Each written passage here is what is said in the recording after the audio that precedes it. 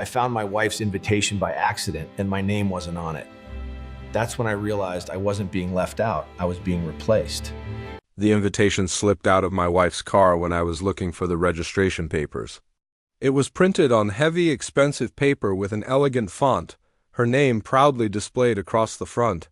It took me a moment to realize what felt so wrong. My name wasn't anywhere on it. I read it again, slower this time, hoping I had just missed it.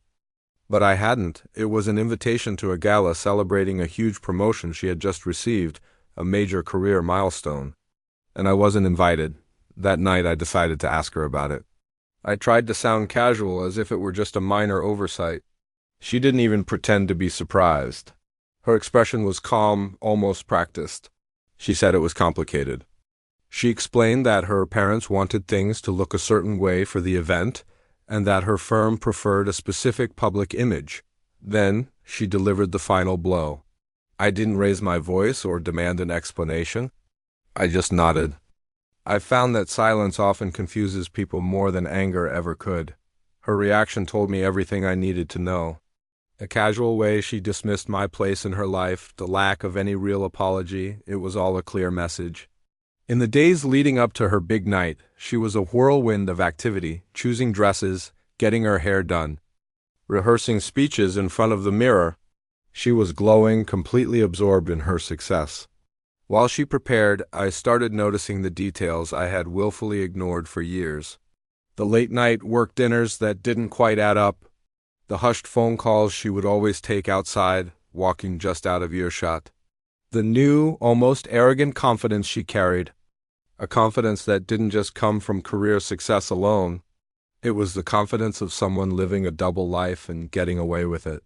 I stopped asking questions. I had been asking the wrong ones anyway. Instead, I just started listening. Really listening. To the pauses in her stories, to the names she avoided mentioning, to the excuses that were just a little too elaborate. On the night of her celebration, she looked stunning. She gave me a quick peck on the cheek, a distracted smile, and left early, barely looking back. I stood in the doorway and watched her drive away, off to a life where I was an inconvenience. And in that moment I felt a strange sense of clarity. I stayed home and packed a bag. It wasn't an act of spite or revenge. It was an act of self-preservation. Because when someone shows you exactly where you stand in their life, the kindest and most powerful thing you can do for yourself is to believe them. The full truth began to surface with alarming speed. It started with a bank statement I found by chance. There were accounts I didn't recognize, transfers I had never approved. A clear, undeniable connection between her work, her ex-boyfriend, and significant sums of money that weren't supposed to move. This wasn't just a simple emotional betrayal, it was calculated. It was financial. It was a conspiracy against the life we had built together. The gala, the promotion, the ex-boyfriend, it was all connected. I hired a lawyer, quietly, efficiently. There was no dramatic confrontation. I let the facts do the talking for me. When she finally came home a couple of days later, buzzing with stories from her event, she found the house strangely empty. My clothes were gone. My car was gone. Her perfect curated world began to crumble in an instant. She called nonstop, dozens of times. Then the texts started flooding in. When I didn't respond, she left voicemails filled with tears, then explanations, then anger. She blamed the pressure of her career, her ambition, her confusion. She even tried to blame love, which was the most insulting part of it all. I finally answered one call. I listened calmly while she went through her entire performance. The aftermath was swift. The man she chose over me, her ex-boyfriend and partner in deceit, disappeared the moment real consequences arrived. He wasn't there to hold her hand when her firm launched an internal investigation into her financial activities. Her celebrated promotion quickly became a source of corporate embarrassment.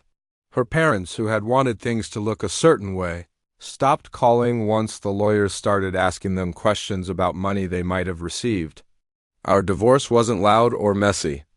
It didn't need to be. The facts spoke for themselves, clearly and indisputably. I walked away with my integrity, my half of the assets, and most importantly, my peace of mind.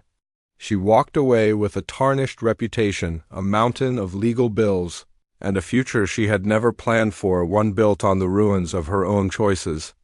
Months later, things had settled down. I was in my new apartment watching a movie with my daughter. She turned to me during a commercial and asked, "Dad, are you okay?" I thought about it for a moment, and I told her the absolute truth. I was better than okay. I was finally being honest with myself for the first time in years. Sometimes losing what you thought was your seat at the table is a blessing. It teaches you that you were never meant to sit there in the first place. You were meant to build your own table, one where you're always valued, always respected, and never, ever an option. Thanks for watching.